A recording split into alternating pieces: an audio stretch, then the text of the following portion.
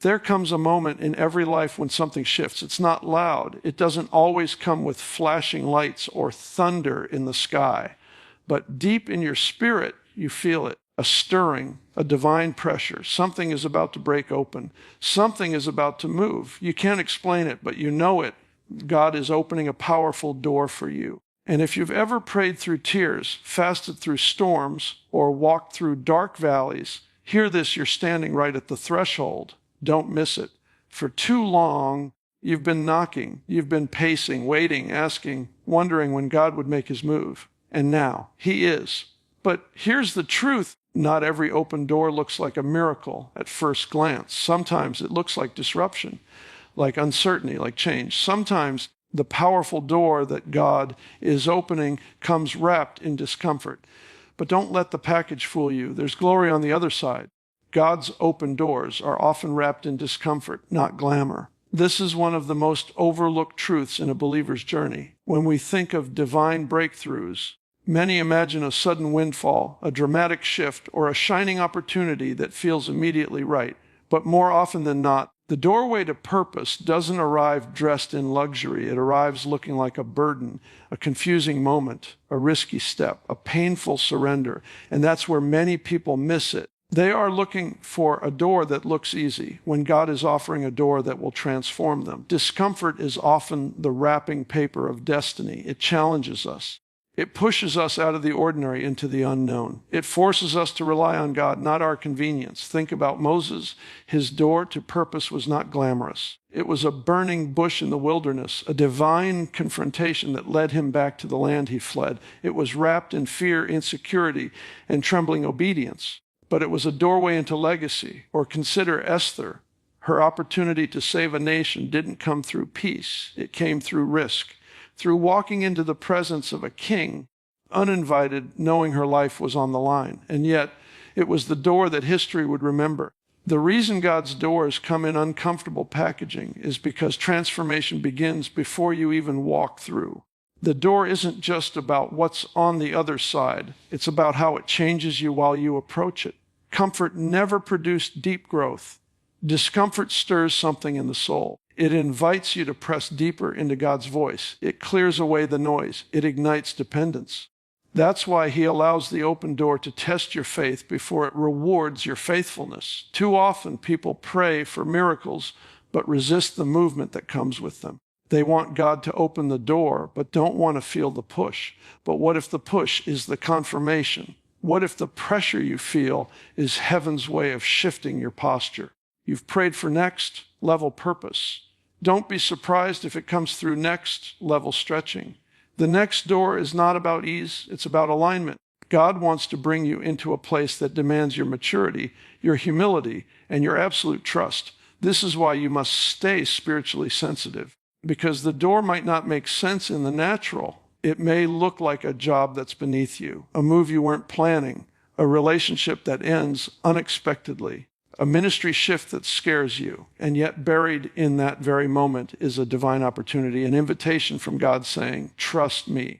I'm doing something you can't see yet. And if you only judge the door by its appearance, you will miss what God hid inside it.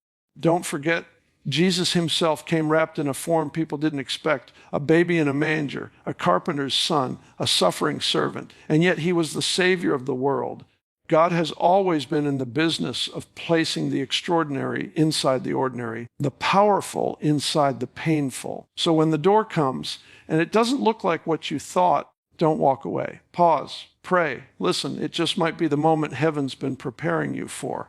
Discomfort is not a sign that God is distant. It is often the exact indicator that he is near and he's doing something deep in you. So embrace the awkwardness, embrace the stretch. Walk through even when it feels strange, because what feels uncomfortable now will one day be the testimony of how God led you into something greater. And you'll look back and realize it wasn't the ease that defined your journey. It was the courage to walk through a door that didn't look like a blessing, but turned out to be the breakthrough of your life. Delay is not denial. It's divine preparation. This is a truth that can anchor your soul in seasons when nothing seems to be moving. When doors remain closed, prayers seem unanswered, and progress feels slow, it's easy to assume that God has said no. But what if the delay is not punishment? What if it's preparation for something greater than what you prayed for? God is not just concerned with the blessing, He is committed to your becoming. And because He knows what's behind the door, He also knows the version of you that needs to walk through it. So when He delays something, it's never without purpose. Look at David. He was anointed king as a teenager, but he didn't wear the crown until years later. Those years in between were not wasted, they were formative. God was preparing him in the wilderness, refining his heart and shaping his character to sustain the weight of kingship. Had he ascended the throne too soon, his immaturity might have sabotaged what God had promised. The delay wasn't a rejection. It was divine timing at work. And the same is true for you. There are doors that you may feel ready for, but God sees what's ahead. He knows what battles are behind that opportunity. He knows what responsibilities you'll carry. He knows the influence you'll steward. And He loves you enough to hold you back until you're fully equipped. Just because it hasn't happened yet doesn't mean it won't happen. Delay is the training ground of destiny. It's where your roots grow deeper, your prayers grow stronger, and your identity becomes clearer. You don't come out weaker, you come out wiser.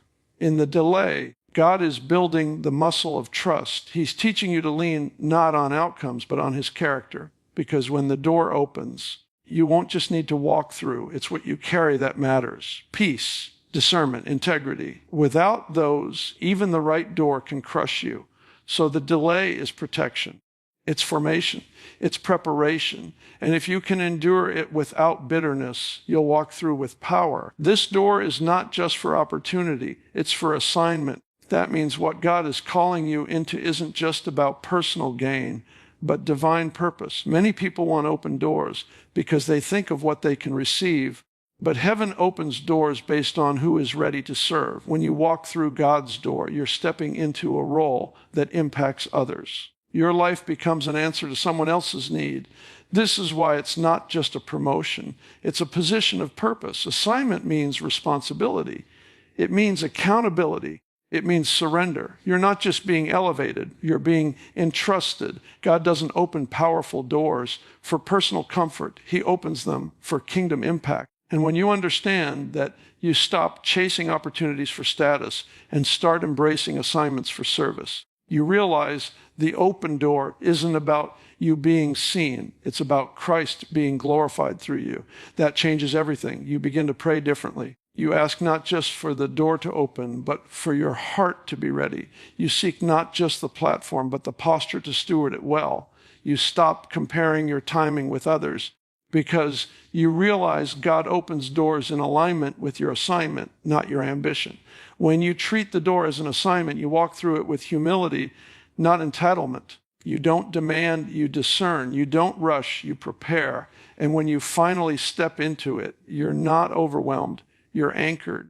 Because you know this door isn't just about what you can get, but what God wants to do through you. So if the door hasn't opened yet, don't lose heart. Let God continue preparing you. And when it does open, walk in knowing you're not just entering a new season, you're stepping into divine assignment. Hesitation at the door can lead to missed destiny. It's one of the greatest deceptions the enemy uses, causing believers to delay obedience, to second guess what God has already confirmed, to overthink what should be walked into by faith. There is a tragic weight that comes with hesitation, not because God's goodness runs out, but because windows of divine timing can close when we delay too long. God can be opening a powerful door, but if we are too afraid, too analytical, or too concerned with what others think, we can miss it. Destiny isn't just about availability. It's about readiness and responsiveness. The longer we wait for ideal conditions, the more we allow fear to shape our decisions. God rarely gives us the full picture. He doesn't promise clarity. He calls us to obedience. And yet, many people miss divine opportunities because they're waiting for every detail to be spelled out. They want to know the outcome before they take the first step. But faith doesn't work like that. Faith sees the door, not the full room. Faith moves when God says go, not when everything looks safe. And those who walk in faith understand this. Partial information is not a lack of confirmation. It's a test of trust. Hesitation often comes from fear. Fear of failing, fear of being wrong, fear of the unknown. But fear is not a reason to stay stuck when God has already spoken. When Peter saw Jesus walking on water, he had a choice: stay in the boat or step out. The boat was safe, but the miracle was outside. If Peter had hesitated too long, he would have missed that divine encounter. Yes, he faltered, but he walked on water while the others watched. The ones who never step out never experience what God makes possible in motion. Don't let fear of failure keep you from the faith step God is asking for. Your yes unlocks breakthroughs for others. This is the sobering beauty of divine assignments. What God is calling you into doesn't just affect you. It affects everyone connected to your obedience. There are people whose healing, freedom, provision, and direction are on the other side of your faith. Your yes is not small. It's generational. It's legacy defining. That's why the enemy fights your obedience so hard, because it carries impact far beyond your own life. One step of obedience can change an entire family. One yes can break cycles that have lasted for decades. Think of Noah. He didn't just build an ark for himself. He built it for humanity. Think of Abraham. His obedience brought forth a nation. Think of Mary. Her yes to carry the Son of God shifted eternity. They didn't just say yes for themselves. They said yes for others. And the same is true for you. Your willingness to walk through that door may be the very thing that sets others free. Your obedience is someone else's answered prayer. That's why spiritual hesitation isn't just personal, it's relational. It's connected to purpose, to people, to the unfolding plan of God in the earth. You're not the only one affected when you ignore the nudge. Heaven moves through yielded vessels. God doesn't need perfect people. He needs willing ones. And when you say yes, you become a channel of blessing. So if you're feeling the weight of that open door, if your spirit is stirring and you know God is calling you higher, don't hesitate. Don't analyze it to death. Don't wait for popular opinion. Move in obedience. Move in faith. Move for the sake of the lives attached to your calling. Because your yes matters more than you know. It's not just a step, it's a ripple that touches the future. Distractions intensify before destiny is revealed. It's one of the clearest signs that you are on the brink of something significant. Right before the breakthrough, the enemy turns up the volume. He throws everything he can at you: confusion, emotional turmoil, unexpected conflict, exhaustion, doubt, even good things that subtly pull you off course. It's not because you're doing something wrong. It's because you're close to doing something right. Right before the door opens, the distractions increase. That's not a coincidence. It's a strategy. The enemy is terrified of you walking through that door, so he tries to drain your focus before you even get there. The distractions don't always look evil. Sometimes they look harmless. Harmless conversations, harmless habits, harmless delays. But slowly they start eating away at your attention, your energy, your clarity. And before long, your spirit that once burned with conviction starts to feel dull. That's how distractions work. They don't always attack your strength. They attack your focus. And when your focus drifts, so does your spiritual posture. That's when you start questioning what God already confirmed. That's when you start entertaining voices that were never meant to guide you. That's when you become vulnerable to detours. Think about Nehemiah rebuilding the wall. The door of destiny was wide open for him. God had given him favor, authority, and a mission. But as the work progressed, so did the distractions. Sanballat and Tobiah kept sending messages to pull him off the wall. They invited him to meetings. They threatened him. They spread rumors. And yet Nehemiah never left the wall. His response was powerful. I am doing a great work, and I cannot come down. That's the kind of discernment you need when you're close to breakthrough. You need the courage to say, this is a distraction, and I won't come down. Distractions will always come dressed in urgency. They'll pretend to be important. But the difference between something important and something divine is discernment. Not every open invitation deserves your presence. Not every opportunity is God ordained.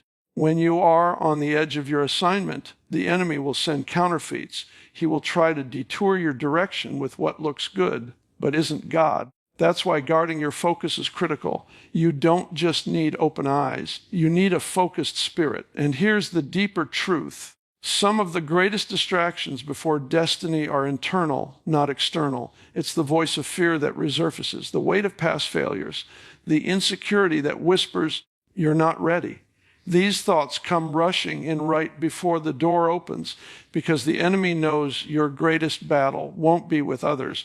It will be within your own mind. You can't afford to lose that battle. You can't afford to entertain thoughts that keep you small when God is calling you into something large. You must take authority over every internal distraction and bring it into submission to the truth of God's word.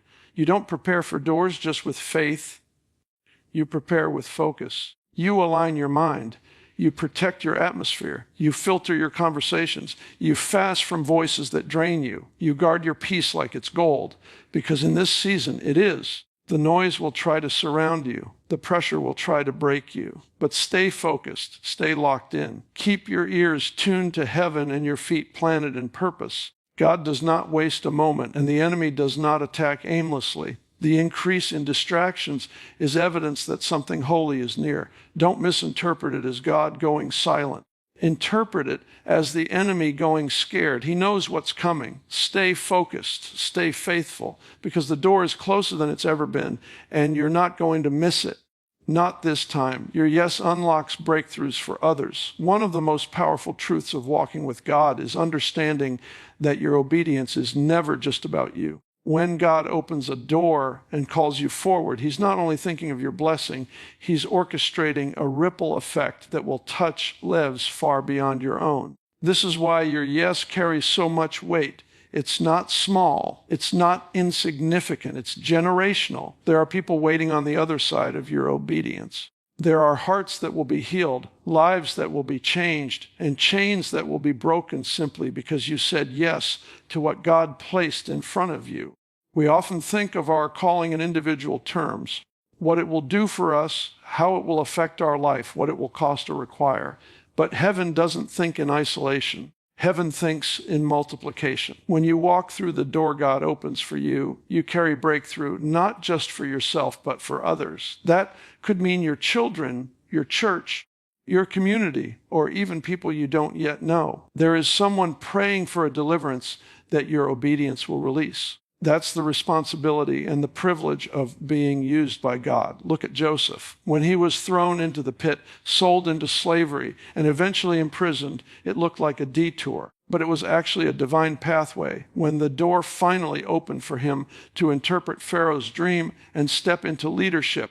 It wasn't just a reward for his endurance. It was a rescue mission for an entire nation. His yes preserved generations. Your journey may not look the same, but the principle still stands. You don't go through the fire just to survive it. You go through so you can lead others out. That's why the enemy attacks your yes so aggressively.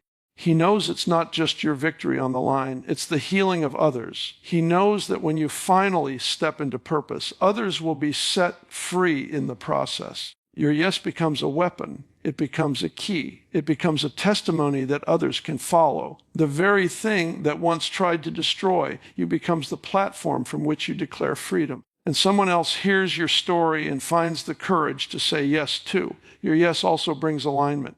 It opens up divine connections and relationships that wouldn't have existed otherwise. God brings people into your life in the right season, but often those connections hinge on your obedience. If you stay stuck, you miss the intersection. If you delay, you miss the timing. But when you move in faith, heaven moves with you. And everything God has ordained begins to converge: resources, people, favor, and opportunity. This is why spiritual maturity involves seeing beyond yourself. Your yes isn't about you becoming great. It's about God becoming visible through your life. You become a living, breathing example of his power, his grace, and his faithfulness. And others watching begin to realize that if God did it for you, he can do it for them too. That's what makes your yes so powerful. It testifies, it multiplies, it activates change. So when the door opens, don't just think about what you'll gain. Think about who will be reached. Think about the legacy being written. Think about the generations being impacted. Your yes may seem small in the moment, but it echoes in eternity. Don't underestimate the ripple effect of your obedience. Don't downplay what your surrender will accomplish. Say yes, not just for you, but for everyone who will be set free because you did. God doesn't open powerful doors for personal comfort. He opens them for kingdom impact. This truth challenges the way many people approach blessing. Too often, we measure success by how easy or enjoyable something feels. We assume that if a door opens, it must be for our personal benefit. More income, more recognition, more ease. But God's definition of success is rooted in eternal significance, not temporary satisfaction. When He opens a door, it's not to make you more comfortable, but to make you more impactful. He's not trying to elevate your status. He's trying to position you for service, for transformation, for purpose that touches lives and brings Him glory. God's powerful doors lead to assignment, not applause. They don't always come with immediate rewards or outward admiration. Sometimes they lead to unseen places where faith must deepen. Sometimes they position you in uncomfortable environments that require spiritual maturity, humility, and daily surrender. But the beauty of God's doors is that they shift you into alignment with what heaven had in mind when He created you. These are not small upgrades in lifestyle. These are divine alignments that unlock the potential inside you and the impact through you. When God opens a powerful door, He's trusting you with something sacred. You're not just walking into a promotion. You're walking into responsibility. You're being entrusted with influence, with authority, with a voice, and with the opportunity to carry light into dark places. That's why the door demands more from you. It's not just about walking through. It's about carrying something through it. Integrity, compassion, vision, wisdom. These things matter more than popularity. God is looking for those who will steward doors with reverence, not entitlement. If the door were simply about your comfort, the enemy wouldn't fight it. But because it threatens to disrupt darkness, shift atmospheres, and deliver freedom to others, you face resistance. That resistance is a clue. It's evidence that the door is strategic in the spirit. The greater the impact, the greater the warfare. That's why you must stop asking if it's easy and start asking if it's eternal. Stop asking if it's convenient and start asking if it's consecrated.